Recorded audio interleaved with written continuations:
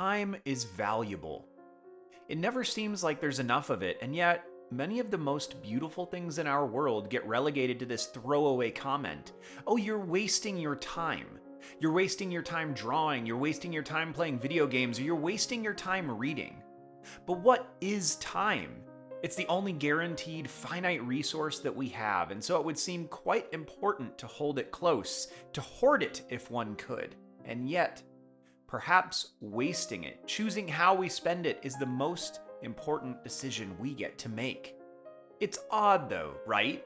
The concept of wasting time. Most of the things that we as artists enjoy, that we get some strange satisfaction out of, someone else in our life has demeaned as wasting time at some point. Working on that painting when you have a day job might seem like a waste of time to those around you.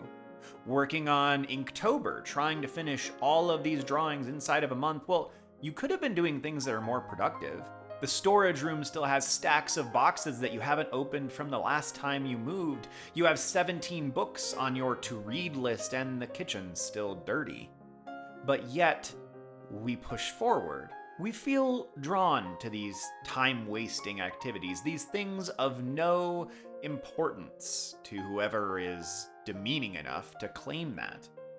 But we're drawn to them nonetheless.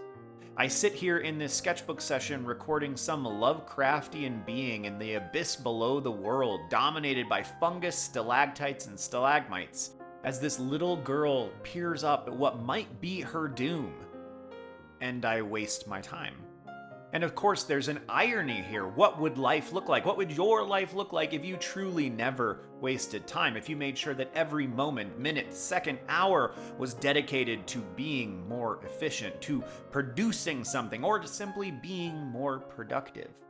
What would that look like? What would that feel like? Where would your joy come from? And so we come to this odd transition of, well, what does it mean to waste time? What is the opposite then? What does it mean to spend time well? To spend time intentionally, to make sure that it goes into things that produce joy, satisfaction, perhaps that earn you money. But money is really just a security for something else, is it not? Money allows for food, for shelter, or for the preservation of things. It allows you to provide for your children, for the future, all of which have purpose. But isn't there also purpose in succumbing to joy? In allowing yourself to find enjoyment in the little moments in life? To sit down with your child or with a friend and to put a puzzle together. Is that efficient? Is that really productive? Well, no. But it's a kind of time wasting that our society has decided is tolerable. It's okay. And that's perhaps what I want to get at here, or what I'm exploring as I talk and ramble about these things, is that many of the things we consider time wasters are just cultural norms. Now, of course, there are some things that could be considered time wasting. We talk about doom scrolling, spending too much time on Instagram or things like that. Those might actually be less efficient, but for some people, those batches of time are enjoyable. They're a break from a stressful life. They're a break from more difficult things, and in that capacity, it's fine. This is often why when I talk about video games to other adults, especially parents, I try to reassure them that video games by their nature are not evil. They are not a bad thing.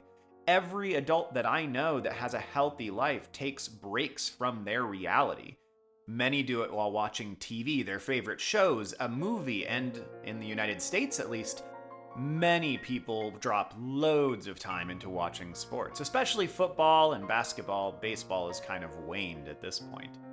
But that's just downtime. That is wasting time, right? Sitting and watching football is wasting time. Our society here in the United States has said that, no, that's fine, that's a culturally appropriate activity, but you, child in the corner playing your video games, that is inappropriate. But is it really any different? Is sitting on your sketchbook, drawing things from your mind, pulling things into reality, is that really wasting time any more than watching a football game? More than reading a book that is not intellectually challenging you, but it is just bringing joy? More than watching a TV show? More than going for a little walk? Although the little walk might actually be good for your body as well. No, many of these decisions are not made by us. They're not made by people that we necessarily would give that power to. They are decisions that are made by the culture around us, by society, by the people above us in station, or simply those who came before. And so, perhaps we don't need to think of time wasting in the same capacity that we always have. What a beautiful situation it is that we get to waste time on art, that something as frivolous and pointless as art is what we get to drop time into. And of course, the frivolity, the uselessness of art is what gives it beauty. And again, there's an irony to this. I don't traditionally mean that art is useless, but Oscar Wilde opened one of his books talking about how all art is utterly useless. And I used to bring this quote up with my students in classes at the beginning of the year. Many would vigorously defend how silly of a point this was, and that art, of course, has purpose, it's beauty, and all these things, and they would just rampage through the conversation. And I would try to keep my smile in. Because, of course, that's the point. That's the point that Oscar Wilde is making, that all art is utterly useless. And in that uselessness, there is beauty. It gets to exist because we've gotten to a point as a people, or we've recognized that not everything needs to be quote-unquote productive, that there is a necessity in human life to dive into joy, to suck the marrow out of life. And in order to do that, we need beauty. And as creatives, especially those of us who are predestined or fated or whatever the thing is that is pulling us into this activity, we have to create. To those of us that suffer from that ailment, it's not only the beauty, but it's the necessity of the action, of drawing, of writing, of painting, of pulling worlds from the ethereal and putting them into the corporeal. By exploring our past, our potential future, the present, our joys, our sorrows, our trauma, all of those things, if you have to create, if you feel drawn to create, if you create as a form of therapy for yourself, then there is use in that, isn't there? It's beautiful. And beauty, though slightly subjective, is objective in its own ways as well, in that we all benefit from beauty, even if we perceive it slightly differently. In fact, I would go so far as to say that part of what separates us from animals is that we as humans need beauty around us, need to experience beauty in order to really truly have fulfilled lives. And it strikes me, of course, as ironic as I draw this weird Lovecraftian octopus thing above Andora in the abyss. This is, of course, another continuation of my Inktober process. This is danger. She's encountering a primordial, some being that has existed since the dawn of time, at least from the human perspective. And it's scary and it's dangerous because it's unknown.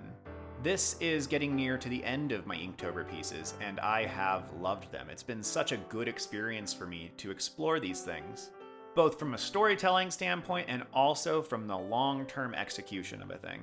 You see, when we just draw and sketch little things all the time, the growth is not necessarily impeded, but it's different. When you sit down and work on a long-term project, something that has many components, something that's going to require you to work on days where you don't want to, it's going to require you to work at times you don't want to, and you're going to push through it, there's a certain kind of growth and definitely a certain kind of satisfaction that comes through with that process. Inktober is this wonderful thing that I do most of the time because I want to, but sometimes because I feel that I will grow through the process. Not everything that we do in life is something that we want to, right? It's part of the beauty of wasting time, of time-wasting activities, things that we can sink our teeth into because we want to. That's part of the beauty here. But this, for me, there are days where I sit down to work on my art and I'm like, I don't really want to. But I know that in the long term, over the course of a week or more, I benefit dramatically from investing time into my artwork continually. I have sketchbooks now that I keep on the dining room table, and I have a tendency to just sit down and maybe I only get 15 or 20 minutes on some days to draw, but I'm still touching a paper. I'm still working with a pen. I'm still doing something, even if the drawings are odd and creepy and inconsistent. That's okay. There's something that my soul needs in touching that paper and ink every single day, and so I strive to do so. Could I put that time into cleaning? Could I put that time into working on other things that society might have deemed as more appropriate, less time-wasting actions? Sure, but why? I have the benefit, the luxury perhaps, of having time that I can invest in these things, and presumably you do too, artist, and for that I am immensely thankful. I try to remember that I'm lucky that I get to make art. I get to sit around and build things and make things, and pretty much have had that opportunity my entire life, even when my time has been savagely curtailed and very, very limited by profession or other constraints. So I hope that you too have the ability to waste time in the ways that you choose. That you understand that you don't need to feel guilty for the fact that you put a lot of time into this drawing or painting, or you took a break from your drawing and played video games for half an hour, or you're reading a book that you really know is not intellectually stimulating for you, but it's fun. Life is hard. The art journey we often talk about is tough and it's long, and you need to find joy in the process, and you need to find joy in other places. And fortunately, art is that joy for many of us. So try to choose how you waste your time. Try to think about what you do and how you do it, and how that can affect you in positive ways, how you can suck the joy out of those moments. Well, thank you for listening today. I know this might have been a little bit more rambly than normal, but sometimes that's just how it goes. I'll often give myself a couple bullet points for talking through these sketchbook sessions, and I've found that usually I get through about one. I have a tendency to just catch and go, and I try to keep that in here because I feel like it's authentic. And the purpose of these sketchbook sessions has always been to try to give you insight into how I think and how I process, and hopefully a little bit of insight into how you process into your creative. I was fortunate enough to spend so much time with students over the years that I feel like there are certain overlaps and certain consistencies in how all of us process the world around us. And the beauty is that those consistencies are really at their fundamental level stereotypes, and they might be true a large percentage of the time, but we are quite different. And so, as you take in all of the information and all of my weird rambles in this, I would love to hear from you in the comments below. What resonated with you? What did you laugh at? Or what did you disagree with me on? That's totally fine. I am only one human who comes from my perspective. I don't pretend to have all the superior, fate-filled knowledge about this. But thank you for your time. Have a good one, y'all. See you soon.